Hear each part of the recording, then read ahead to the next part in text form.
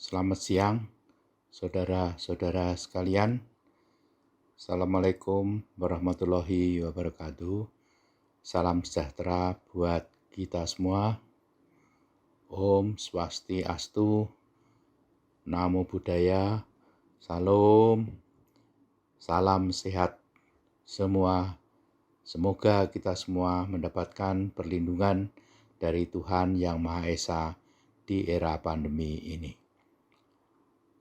Saudara-saudara sekalian, pada hari ini kita akan membahas mengenai pengadilan hak asasi manusia.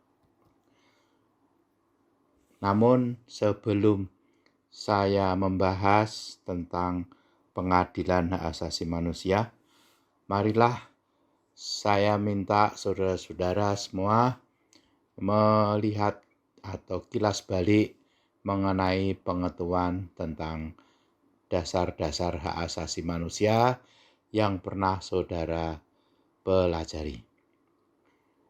Tolong saudara sebutkan mengenai isi pokok dari TAP MPR nomor 17 tahun 1998.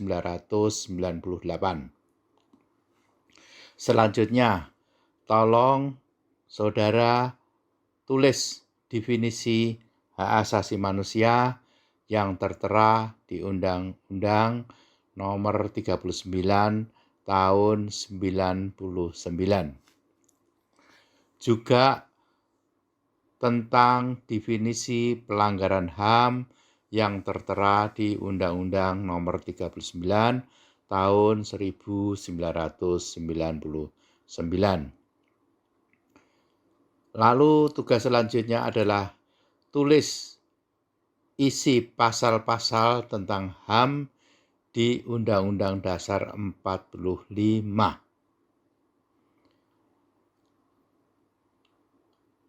Juga jangan lupa tuliskan apa saja pelanggaran HAM berat yang ada di Undang-Undang nomor 26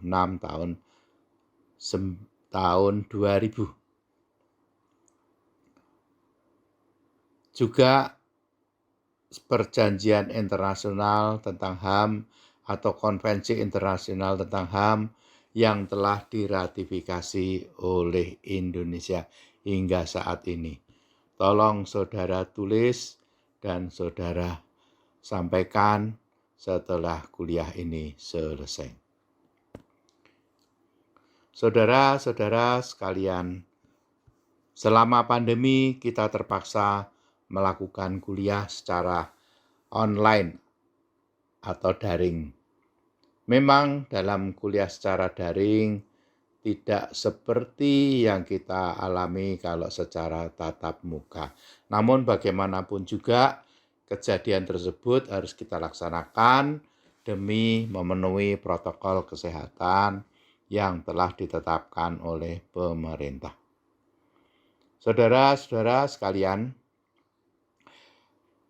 konvensi terpenting dan instrumen dari HAM yang terpenting adalah Konvensi Hak Sipil dan Politik yang tertera di Undang-Undang nomor 12 tahun 2005 dan Konvensi Hak Ekososbud tertera di Undang-Undang nomor 11 tahun 2005. Kedua undang-undang ini adalah merupakan ratifikasi konvensi internasional PBB yang telah kita jadikan undang-undang dan berlaku di seluruh Indonesia. Lalu ada produk yang kita buat sendiri, yakni Undang-Undang Pengadilan HAM, yakni Undang-Undang nomor 26 tahun 2000. Saudara-saudara sekalian, tadi saya minta saudara untuk menulis definisi. Untuk itu, agar saudara bisa memahami dari definisi tersebut bahwa HAM yang ada di Indonesia adalah HAM Pancasila atau HAM yang berketuhanan karena ada istilah manusia sebagai ciptaan Tuhan yang Maha Esa. Ya, itu ciri khas dari HAM Indonesia. Lalu kalau kita membahas mengenai pengadilan HAM, di sini dalam literatur definisi pelanggaran HAM berat itu ada di dalam US Restatement of Law yang dinyatakan bahwa suatu pelanggaran HAM dianggap berat apabila pelanggaran tersebut secara luar biasa menimbulkan keguncangan karena begitu pentingnya hal yang dilanggar atau beratnya pelanggaran. Jadi dari sini kita bisa jelasin bahwa pelanggaran HAM berat itu adalah pelanggaran HAM yang sangat luar biasa, ya, dan menimbulkan keguncangan di dalam kehidupan masyarakat, ya, karena timbul korban baik harta maupun jiwa, baik luka maupun meninggal. Jadi kalau kita lihat di Indonesia, kita lihat peristiwa pelanggaran HAM berat ini terjadi waktu tahun 65-66 di mana ada peristiwa G30 SPKI yang menimbulkan jumlah korban yang banyak sekali. Kemudian kasus tim-tim. Kasus tim-tim yang semula hanya proses sengketa di internasional dan kemudian ada gerakan gerilyawan dari Fretilin yang menyerang tentara dan polisi. Namun kemudian setelah jejak pendapat terjadi peristiwa yang sangat luar biasa di mana kota Dili dan beberapa kota hancur disertai korban jiwa dan menimbulkan pengungsian yang luar biasa. Kemudian kasus Tanjung Priok yang terjadi tahun 1984 juga menimbulkan korban yang bukan banyak tetapi sampai sekarang tidak jelas berapa korbannya, tetapi yang jelas waktu kasus Tanjung Priok juga terjadi akibat kekerasan aparat negara kepada demonstran. Lalu peristiwa Aceh dan Papua selama daerah operasi militer dan lain-lain. Saudara-saudara sekalian, marilah kita ulangi adanya basis pengetahuan HAM. Bahwa seseorang mahasiswa bisa memahami HAM itu ada beberapa basis yang harus saudara pahami, yakni bahwa setiap orang harus menghormati HAM orang lain, ya. Negara dan pemerintah juga harus melindungi HAM setiap warga negaranya. Untuk orang yang merasa hak asasinya dilanggar, maka ada saluran resmi yang dibuat oleh Undang-Undang Dasar dan sebagai pelaksanaannya di undang-undang lainnya guna memenuhi permohonan warga negara tersebut. Jadi, andaikan ada orang mengajukan gugatan pengaduan, maka harus melalui saluran-saluran hukum yang telah ditetapkan di dalam undang-undang. Kasus akibat kekhilafan orang lain pun bisa dipidana. Misalnya akibat kelalaiannya maka menyebabkan kematian orang lain, karena kelalaian bisa dianggap melakukan pelanggaran HAM juga. Jadi adanya pelanggaran ini, lalu kita berpikir, kalau tadi ada istilah pelanggaran HAM berat, pasti ada pelanggaran HAM ringan. Namun hal ini masih terjadi perdebatan mengenai antara pengertian HAM ringan dan HAM berat. Karena perkembangan zaman, maka ada pelanggaran HAM berat yang dilakukan oleh aparat negara dan juga aparat sipil atau bukan aparat negara. Jadi, saya ulangi lagi bahwa karena adanya perkembangan zaman, maka kesadaran hak asasi manusia di dunia meningkat sehingga setiap perbuatan yang dilakukan masif dan terorganisir oleh aparat negara menyerang aparat sipil atau menyerang masyarakat sipil, maka hal itu dianggap sebagai pelanggaran HAM berat.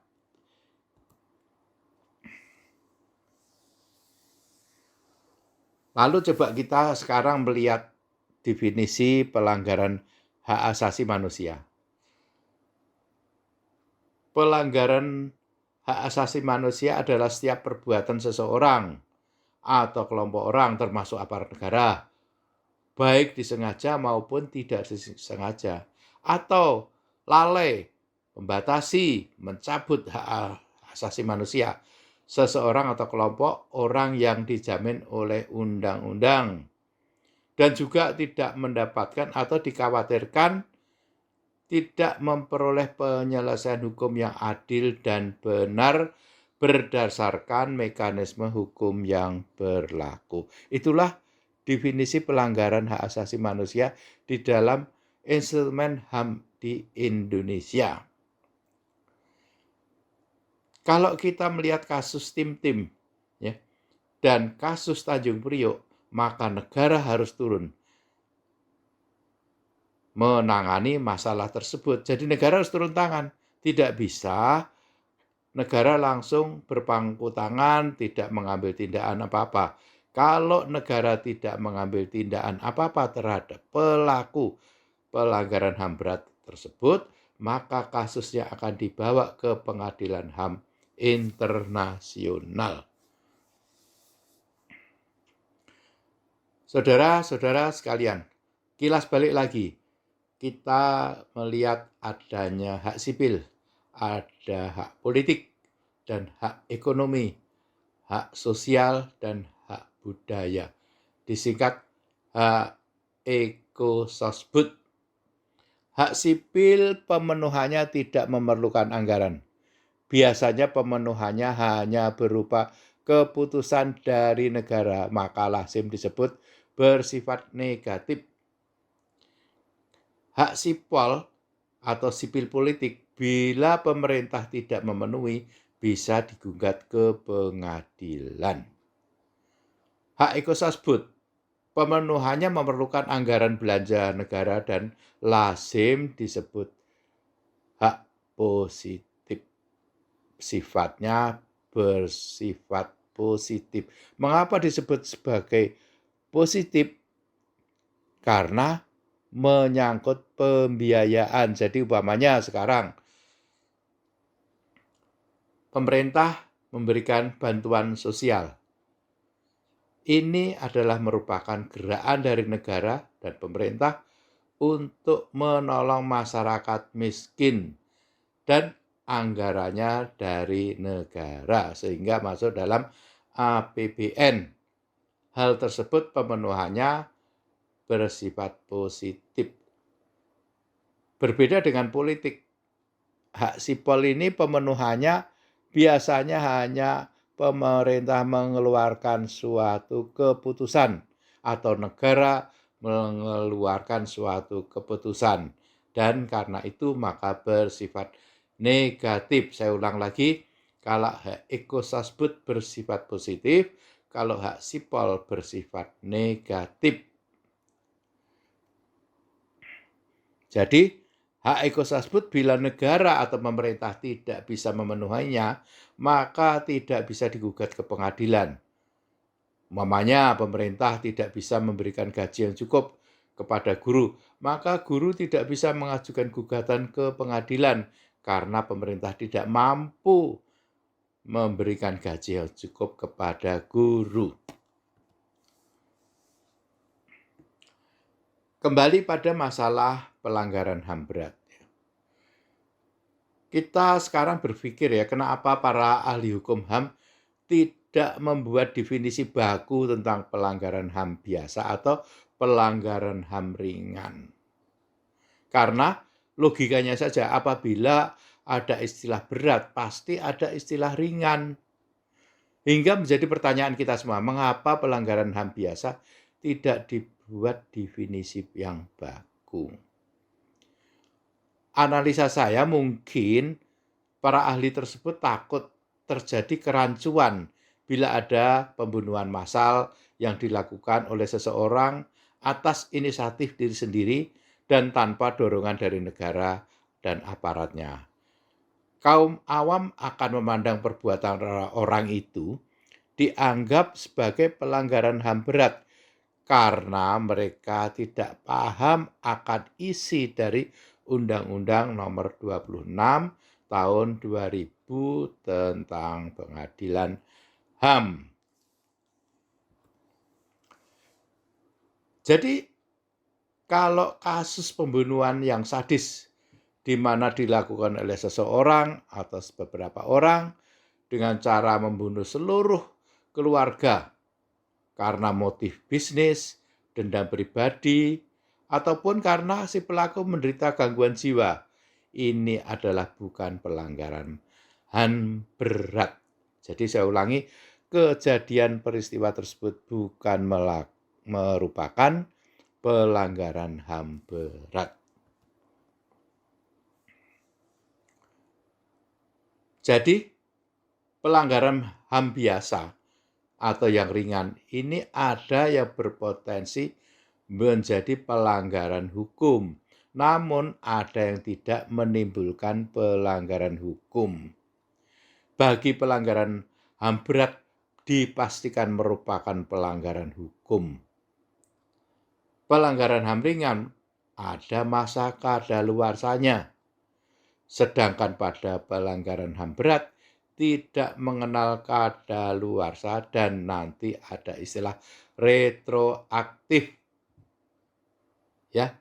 Jadi dalam pelanggaran HAM berat tidak mengenal kadaluarsa dan berlaku asas retroaktif. Saudara-saudara sekalian, HAM itu berlaku universal, ya. Untuk itu, dalam pelaksanaannya hak asasi manusia, hukum hak asasi manusia ini akan selalu berdampingan dengan kondisi-kondisi internasional. Di sini saya katakan dimensi HAM lebih luas daripada dimensi hukum biasa. Karena kalau terhadap pelanggaran HAM yang bersifat biasa, ini merupakan pelanggaran hukum yang hanya berlaku di Indonesia saja. Sedangkan kalau hukum HAM ini bersifat universal, berlaku di mana-mana di seluruh dunia. Jadi, para pelaku pelanggaran HAM berat ini bisa ditangkap oleh negara lain dengan catatan bahwa negara yang menangkap tersebut adalah negara yang berdemokrasi serta mencantumkan hak asasi di dalam konstitusinya atau di undang-undang dasarnya. Negara otoriter biasanya mencantumkan kata demokrasi di nomenklatur negara, ya, misalnya Republik Demokrasi ABC. Di sini sengaja tidak saya sebutkan nama negaranya.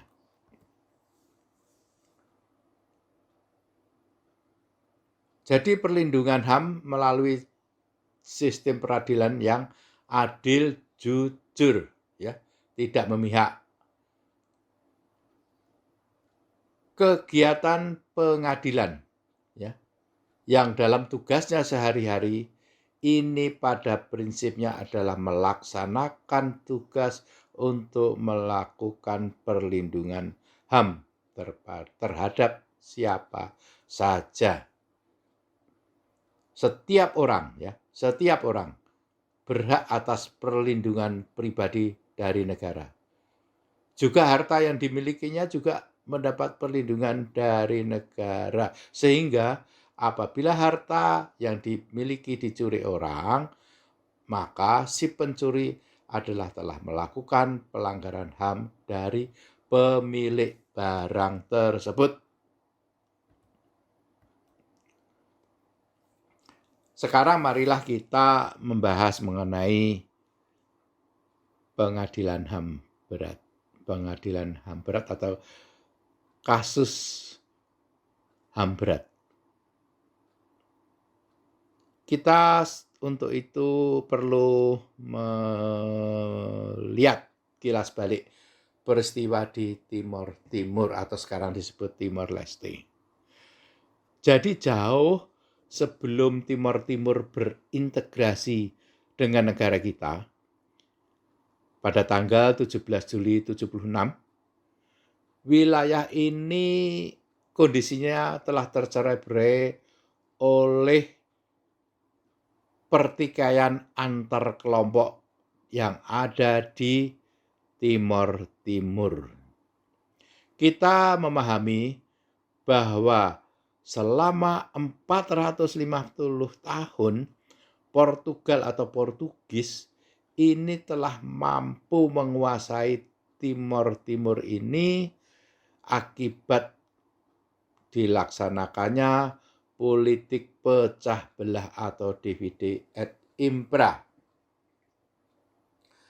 Sebuah kejadian yang sangat bersejarah terjadi di Portugal atau Portugis, yakni tanggal 25 April 1974,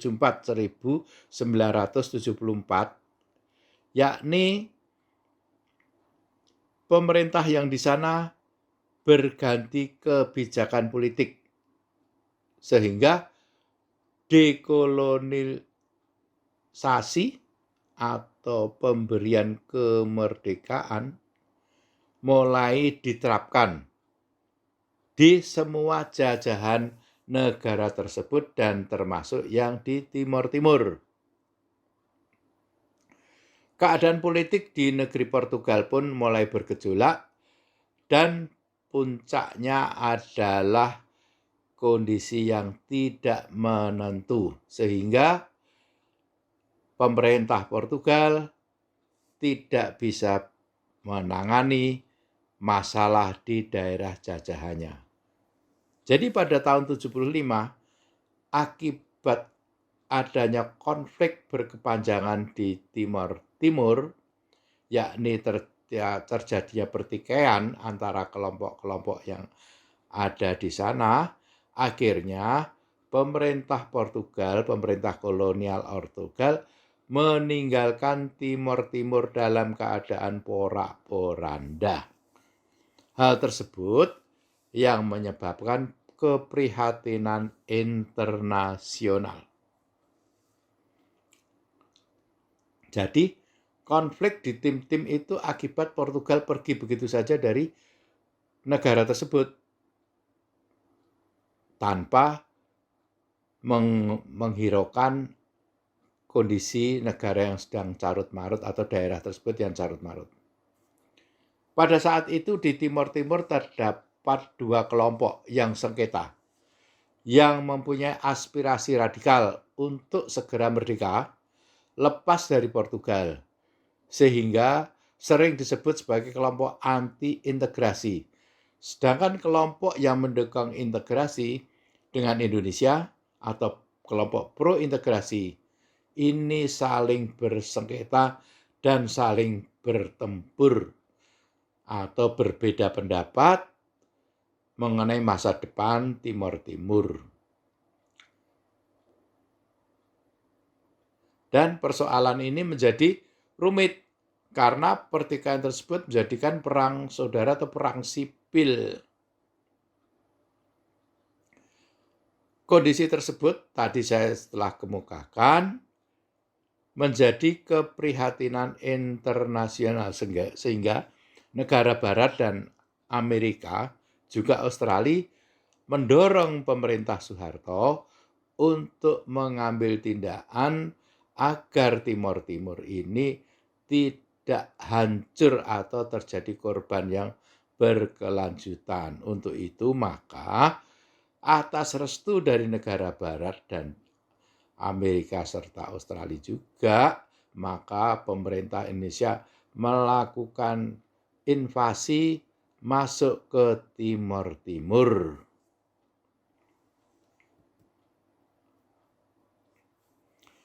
Dan karena bantuan dari Indonesia, maka kelompok pro kemerdekaan yang saat itu bernama Fretilin akhirnya menjadi kelompok oposisi dan melakukan gerilya. Di samping itu, selama di bawah pemerintahan Indonesia dan menjadi provinsi yang paling muda saat itu, rupanya apa yang dilakukan oleh pemerintah Indonesia untuk membangun infrastruktur, prasarana pembangunan fisik, juga pembangunan non-fisik, usaha membentuk sekolahan-sekolahan, membentuk perguruan tinggi, dan langkah-langkah lain yang dengan harapan untuk meningkatkan taraf hidup masyarakat di Timor Timur ternyata tidak disukai oleh sebagian besar penduduk Timor Timur. Demikian hal tersebut ibarat api dalam sekam, dan mereka kelompok pro kemerdekaan selalu mengadakan kampanye internasional di PBB. Sehingga setiap tahun pada masa itu kasus Timor Timur, kasus pendudukan dari Indonesia di Timor Timur selalu masuk agenda PBB, selalu masuk agenda persidangan PBB. Karena tekanan internasional yang sangat berat tersebut, maka akhirnya pemerintahan Habibie memberikan opsi kepada rakyat Timor Timur. Jadi opsi pertama mengusulkan untuk memberikan otonomi khusus kepada Timor Timur, dan pada akhir 98 di awal Januari 99 muncul opsi kedua yang dua-duanya dibicarakan dalam tripartite agreement. Untuk itulah maka dilaksanakan jejak pendapat pada tanggal 30 Agustus 1999 yang diawasi langsung oleh UNAMED sebagai perwakilan dari Perserikatan Bangsa-Bangsa. Suatu hal yang mengejutkan dari pemerintah Indonesia bahwa ternyata pengumuman hasil jejak pendapat tersebut dipercepat, yang seharusnya tanggal 7 September menjadi 4 September 1999. Kondisi ini memunculkan dugaan adanya kecurangan yang dilakukan oleh panitia jejak pendapat dan UNTAID, dan setelah jejak pendapat diumumkan, ternyata hasilnya dimenangkan oleh kelompok pro kemerdekaan. Kejadian ini menjadikan terbakarnya emosi dari kelompok yang pro Indonesia hingga terjadi kerusuhan dan tindakan anarkis, sporadis, dan juga pembunuhan, pembakaran yang ada di mana-mana secara besar-besaran. Kondisi tersebut menimbulkan pengungsian yang besar-besaran karena para pihak yang bersengketa saling melancarkan serangan.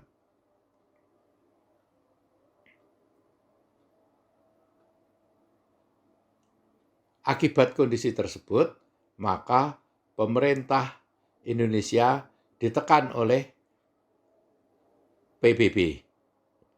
PBB menekan pemerintah Indonesia agar bisa menghentikan pertikaian ataupun kerusuhan yang terjadi di Timor Timur tersebut. Di dalam sidang PBB tersebut, PBB telah menunjuk negara Australia memegang mandat untuk mengirimkan pasukan ke Timor Timur. Namun sebagaimana saudara ketahui bahwa masuknya pasukan asing di sebuah negara ini adalah merupakan suatu bentuk invasi. Karena untuk mencegah terjadinya pengertian Australia atau PBB mengadakan invasi ke negara Indonesia, maka pemerintah Amerika Serikat, di situ ada Presiden Bill Clinton, menekan pemerintah Indonesia agar mengadakan undangan atau permintaan kepada PBB untuk datangnya pasukan perdamaian PBB yang dalam hal ini ditugaskan adalah Australia. Jadi waktu itu Presiden Clinton mengatakan secara tegas bahwa Indonesia, pemerintah Indonesia harus mengundang, istilahnya mengundang pasukan dari perdamaian PBB untuk masuk ke Timor Timur guna mengatasi keributan yang ada di sana. Akibat tekanan politik demikian rupa di dunia internasional, maka pemerintah Indonesia pada saat itu dipimpin oleh Bapak Habibie terpaksa mengirimkan surat undangan untuk masuknya tentara asing, yakni pasukan perdamaian PBB, untuk masuk ke Timor Timur. Kedatangan pasukan asing di Timor Timur ini menjadikan kondisi menjadi kondusif.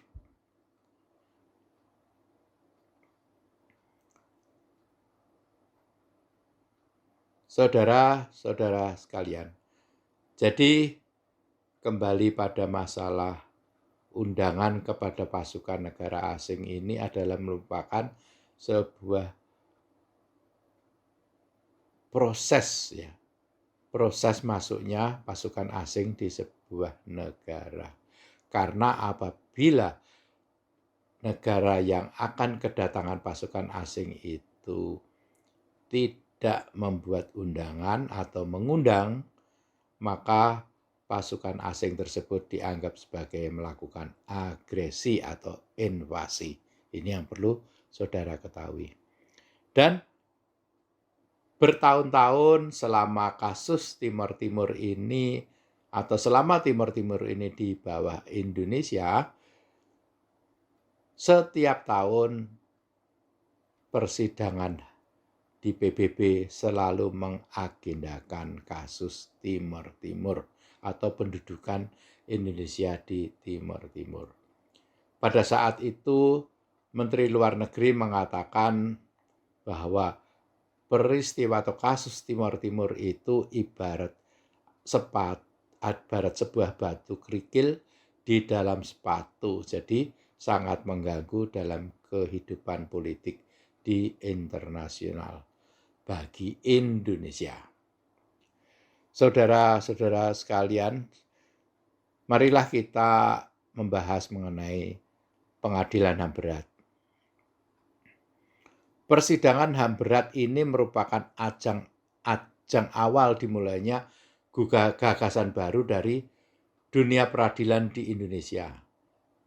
Bahkan dalam tingkat regional yang berkaitan dengan HAM, undang-undang yang dilahirkan tahun 2000 ini menjadi dasar pembentukan pengadilan HAM yang permanen untuk menangani kasus-kasus pelanggaran HAM yang terjadi sebelum undang-undang ini disahkan. Dan instrumen ini juga menjadi dasar didirikannya pengadilan HAM ad hoc. Yurisdiksi pengadilan HAM ini adalah memeriksa dan memutus perkara pelanggaran HAM berat, baik yang dilakukan di dalam maupun di luar batas teritorial wilayah negara Indonesia oleh warga negara Indonesia. Jadi dari sini kita bisa lihat ya, kalau tidak ada peristiwa Timor Timur, mungkin ya undang-undang pengadilan HAM ini mungkin tidak terbentuk. Karena kalau kasus-kasus pelanggaran HAM berat yang ada di Indonesia, sepertinya dunia internasional ini tidak sangat menaruh perhatian, tidak seperti kasus yang terjadi di Timor Timur. Mungkin hal ini kalau saya menilai adalah karena dominasi dari negara barat di Dewan Perwakilan Bangsa-Bangsa atau Dewan Perserikatan Bangsa-Bangsa. Seandainya saja pada waktu itu kita mempunyai rekan di tingkat internasional, misalnya salah satu pemenang perang yakni Tiongkok dan Rusia bisa memberikan hak veto, mungkin persidangan masalah Timor Timur ini akan tidak dapat dilakukan. Tapi harus patut kita ketahui, pada saat itu Indonesia adalah berada di blok barat yang anti komunis, sehingga negara-negara komunis, Uni Soviet dan Cina tidak akan mau mendukung apa yang dilakukan oleh Indonesia. Ini catatan saya berdasarkan pandangan internasional, politik internasional. Kita bicarakan mengenai yurisdiksi. Yurisdiksi pengadilan khusus ini dibatasi karena ditetapkan bahwa pengadilan ini hanya memeriksa perkara-perkara tindak kekerasan HAM berat yang terjadi pada masa sesudah jejak pendapat 30 Agustus 1999, yang artinya mengesampingkan ratusan tindak pidana HAM yang dilakukan sepanjang tahun itu. Yurisdiksi ini selanjutnya diperbaiki dan diperluas melalui Kepres kedua, Kepres tahun 96, Kepres nomor 96 tahun 2001. Karenanya pengadilan HAM ad hoc Timor Timur diberikan wewenang untuk memeriksa kasus-kasus yang terjadi antara April dan September 1999.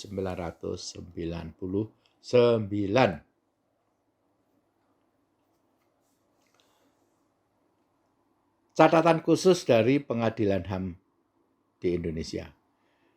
Dakwaan dirumuskan pada pelanggaran secara omission, yaitu pembiaran terhadap pelanggaran dilakukan oleh bawahannya dan tidak diambil tindakan yang seharusnya dilakukan, umpamanya mencegah, menghentikan, atau menghukum bawahannya yang melakukan tindakan pelanggaran pidana.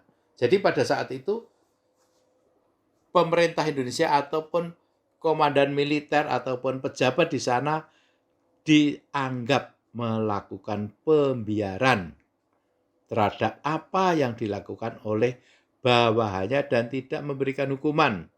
Ya. Selanjutnya dalam pengaturan tentang jangka waktu pemeriksaan untuk persidangan adalah 180 hari. Ya, 180 hari sesuai dengan ketentuan Undang-Undang Nomor 26 Tahun 2000 tersebut. Dan hukuman minimal untuk kejahatan terhadap kemanusiaan adalah berupa pembunuhan dan penganiayaan. Ini hukumannya adalah 10 tahun minimal. Dan sebuah catatan khusus, ya, dari 12 terdakwa kasus pelanggaran HAM berat, hanya Enrique Guterres yang dijatuhi hukuman sesuai dengan peraturan perundang-undangan, sedangkan terdakwa lainnya dinyatakan bebas. Itu pun Guterres setelah 2 tahun menjalani hukuman juga dibebaskan. Lalu apa peran Komnas HAM? Pembentukan Komnas HAM di Indonesia ini telah dilakukan sebelum adanya ketetapan MPR nomor 17 tahun 1998 tentang HAM dan Undang-Undang nomor 39 tahun 1999 tentang hak asasi manusia melalui Kepres nomor 5 tahun 93. Sedangkan Pengadilan HAM dan Komisi Kebenaran dan Rekonsiliasi pembentukannya didasarkan pada Undang-Undang Nomor 26 Tahun 2000 tentang Pengadilan HAM. Dan yang harus saudara ketahui bahwa Komnas HAM adalah satu-satunya lembaga resmi yang berwenang menyelidiki kasus HAM berat. Menyelidiki, bukan menyidik ya. Jadi Komnas HAM berwenang menyelidiki kasus pelanggaran HAM berat.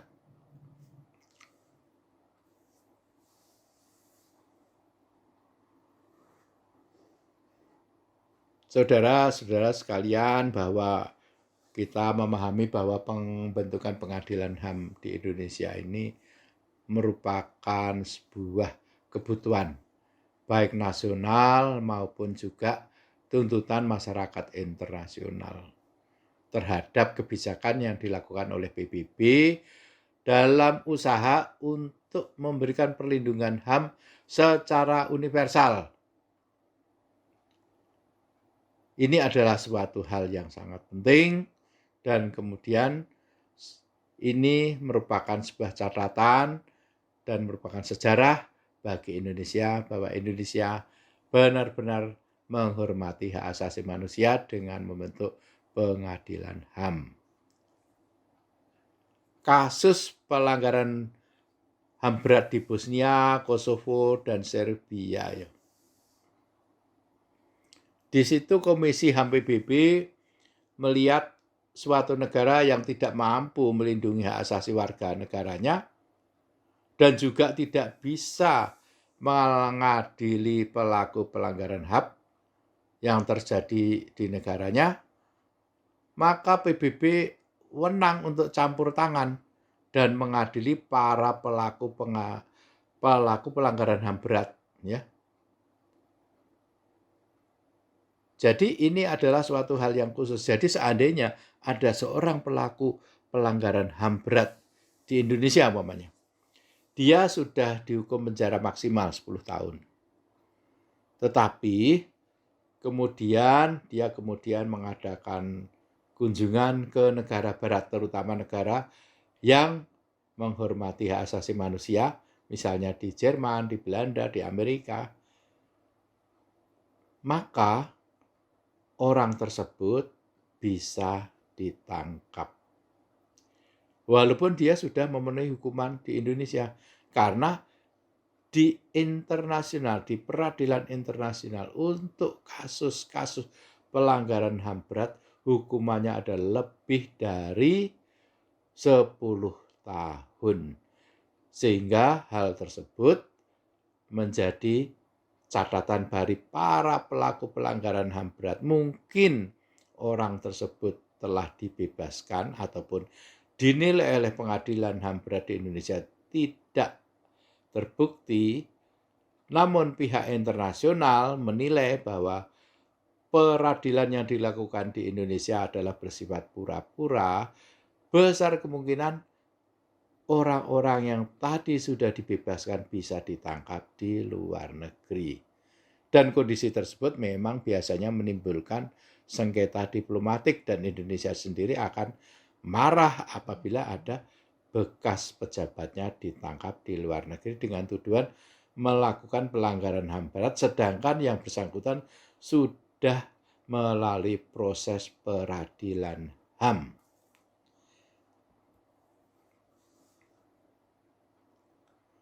Sekarang kita melihat bahwa Indonesia menuju Indonesia yang baru, yakni Indonesia yang demokratis, menjunjung tinggi HAM, dan menegakkan supremasi HAM.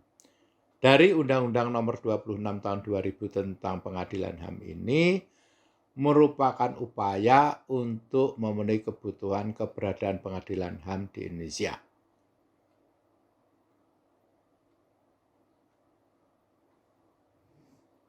Lalu, apa pertimbangan pembentukan peradilan HAM? 1. Pelanggaran hak asasi manusia yang berat merupakan extraordinary crime dan berdampak secara luas baik di tingkat nasional maupun internasional. Jadi saya ulangi lagi, mengapa sih pengadilan HAM di Indonesia didirikan? Ya, di sini ada yang pertama adalah pelanggaran HAM tersebut atau pelanggaran HAM tersebut merupakan extraordinary crime, kejahatan yang sangat luar biasa dan mempunyai dampak yang luas baik di tingkat nasional maupun internasional. Selanjutnya, bahwa perbuatan tersebut bukan merupakan tindak pidana yang diatur di dalam Kitab Undang-Undang Hukum Pidana (KUHP). Dan pelanggaran HAM berat tersebut menimbulkan kerugian baik material maupun imaterial yang mengakibatkan perasaan tidak aman baik terhadap perseorangan maupun masyarakat, sehingga perlu segera dipulihkan.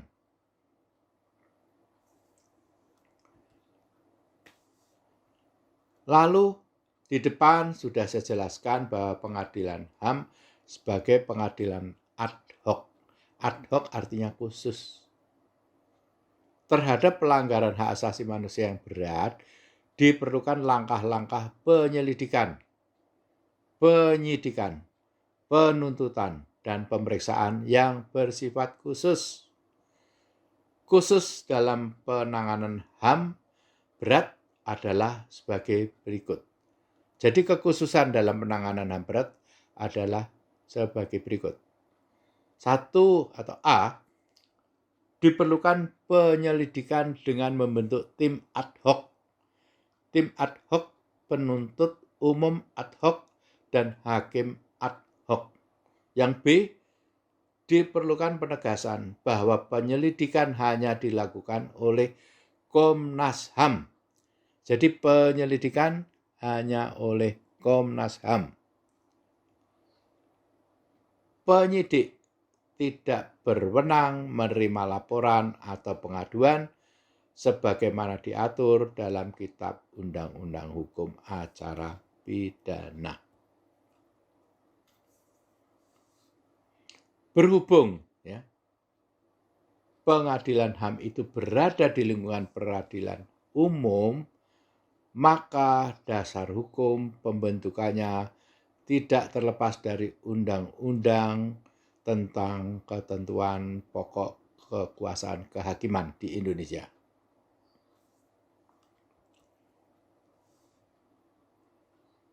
Dan acaranya adalah mengacu pada Kitab Undang-Undang Hukum Acara Pidana. Selanjutnya, saudara-saudara sekalian bisa mempelajari tentang susunan majelis dari hakim yang ada di dalam undang-undang. Suatu hal yang unik dari Undang-Undang Nomor 26 Tahun 2000 adalah dicantumkannya perlindungan hak anak. Di dalam pasal 6 memberikan pengecualian berkenaan dengan wewenang pengadilan HAM sebagai berikut. Pengadilan HAM tidak berwenang memeriksa dan memutus perkara pelanggaran hak asasi manusia berat yang dilakukan oleh seseorang yang berumur di bawah 18 tahun pada saat kejahatan itu dilakukan. Ini adalah fakta bahwa di dalam Undang-Undang Nomor 26 Tahun 2000 ini ada perlindungan terhadap hak anak.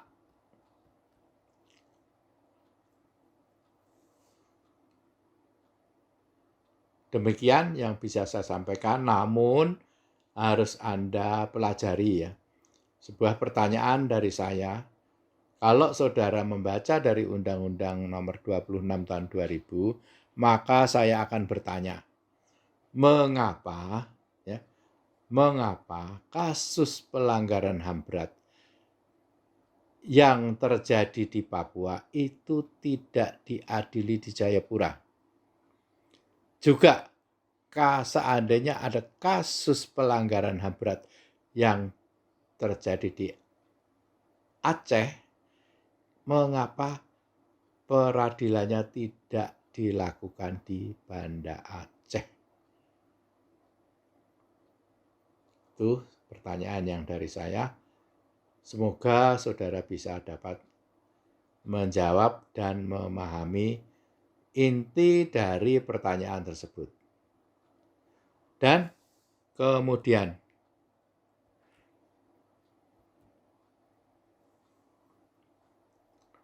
Pengadilan HAM Undang-Undang Nomor 26, Pengadilan HAM yang terserah di Undang-Undang Nomor 26 Tahun 2000 ini, bahwa saya ulangi lagi, menyangkut pelanggaran HAM berat.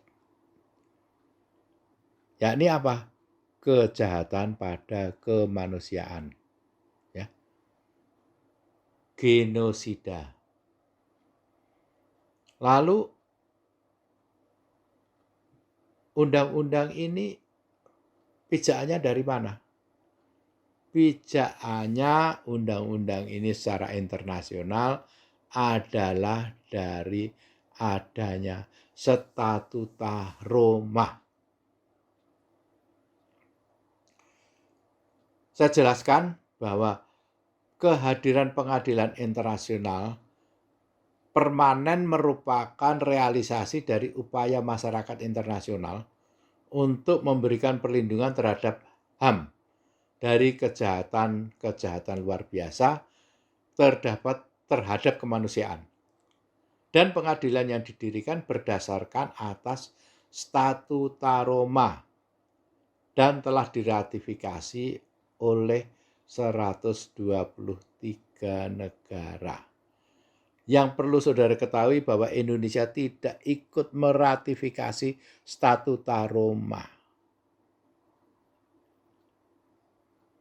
Yang Statuta Roma tersebut berlaku sejak Juli tahun 2002.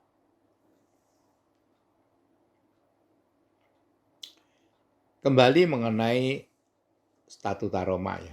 Tadi saya langsung menuju di Statuta Roma, tetapi ini akan saya ceritakan bahwa Statuta Roma itu terjadi pada tanggal 17 Agustus 1998 di dalam konferensi diplomatik Persatuan Bangsa-Bangsa atau Perserikatan Bangsa-Bangsa itu menghasilkan satu langkah penting dalam penegakan HAM, yakni disetujuinya Statuta Roma.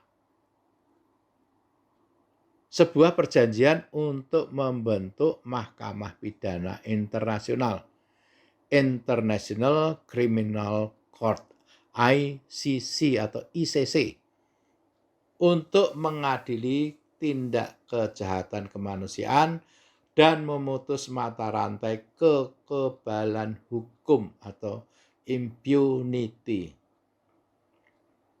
Tadi di depan saya katakan bahwa dari 148 negara peserta konferensi, 120 negara mendukung, 7 menentang, dan 21 abstain. Jadi Statuta Roma ini rupanya tidak mulus.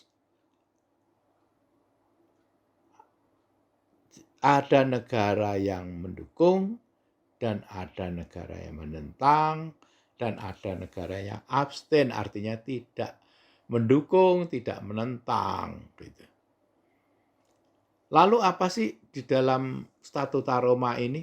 Di dalam pasalnya, pasal 5 dari Statuta Roma ini, yang kejahatan termasuk dalam yurisdiksi mahkamah itu adalah yurisdiksi mahkamah terbatas pada kejahatan paling serius yang menyangkut masyarakat internasional secara keseluruhan. Mahkamah mempunyai yurisdiksi sesuai dengan statuta berkenaan dengan kejahatan-kejahatan sebagai berikut. 1. Kejahatan genosida. Coba saudara nanti, apa arti genosida? B. Kejahatan terhadap kemanusiaan. Apa saja? Kejahatan terhadap kemanusiaan dan kejahatan perang. Yang keempat, kejahatan agresi. Saya ulangi lagi, di dalam Statuta Roma ini ada 4 jenis kejahatan. Kejahatan genosida, yang pertama. Kedua, kejahatan terhadap kemanusiaan, yang kedua. Yang ketiga adalah kejahatan terhadap perang. Dan yang keempat adalah kejahatan agresi.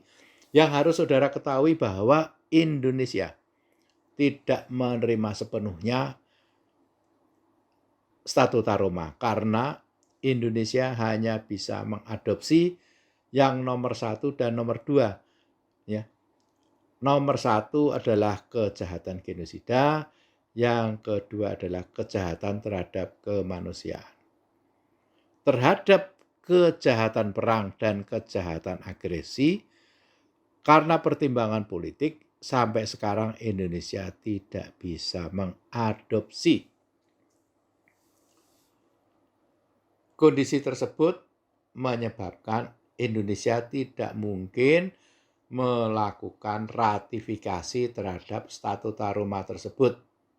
Karena dalam kita meratifikasi konvensi internasional, maka konvensi internasional tersebut harus diterima sepenuhnya. Indonesia tidak bisa sepotong-sepotong menerimanya, tetapi harus menerima. Kalau menerima harus semua, kalau menolak juga harus semua. Inilah menyebabkan Indonesia tidak bisa mengadopsi Statuta Roma tersebut. Namun, pertimbangan politik yang telah dilakukan bahwa Indonesia telah membentuk pengadilan HAM yang diharapkan akan menjawab terhadap tuntutan hak asasi manusia dari dunia internasional. Marilah kita melihat pertanyaan, apakah Indonesia perlu ratifikasi Statuta Roma?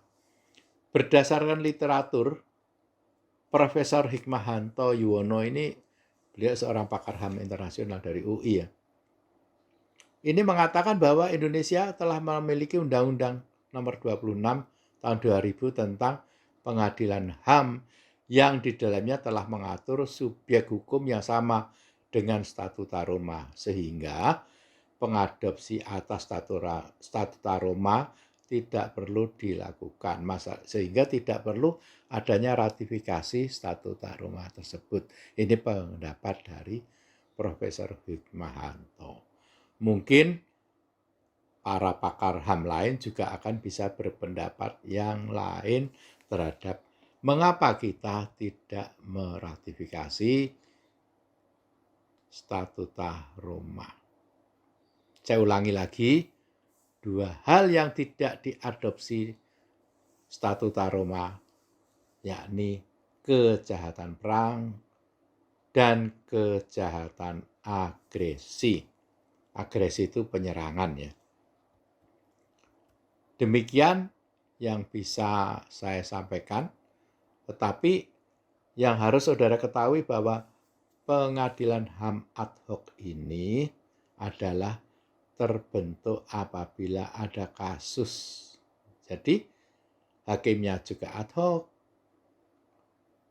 lalu jaksanya juga ad hoc, lalu Komnas HAM juga membentuk tim ad hoc juga. Namun karena pengadilan HAM ini masuk dalam wewenang pengadilan umum, maka paniteranya adalah panitera yang ada di pengadilan tersebut. Jadi gedungnya yang ada di Makassar, di Pengadilan Negeri Makassar, yang di Pengadilan Negeri Medan, dan lain-lain. Dari kuliah mengenai pengadilan HAM ini kiranya saudara bisa memahami bahwa mengapa kita membentuk pengadilan HAM, apa latar belakang kok bisa terjadi pelanggaran HAM berat di Indonesia, lalu siapa yang menangani, lalu apa retroaktif itu. Ini merupakan catatan bagi saudara-saudara dan untuk saudara pelajari lebih dalam. Terima kasih. Semoga kita semua tetap sehat walafiat walaupun pandemi merajalela di negara kita dan di seluruh dunia. Jaga kesehatan, ikuti protokol kesehatan, dan saya tutup selamat siang. Wassalamualaikum warahmatullahi wabarakatuh. Salam, salam sejahtera buat kita semua. Om Swastiastu, Namo Buddhaya, salam Pancasila, salam sehat selalu.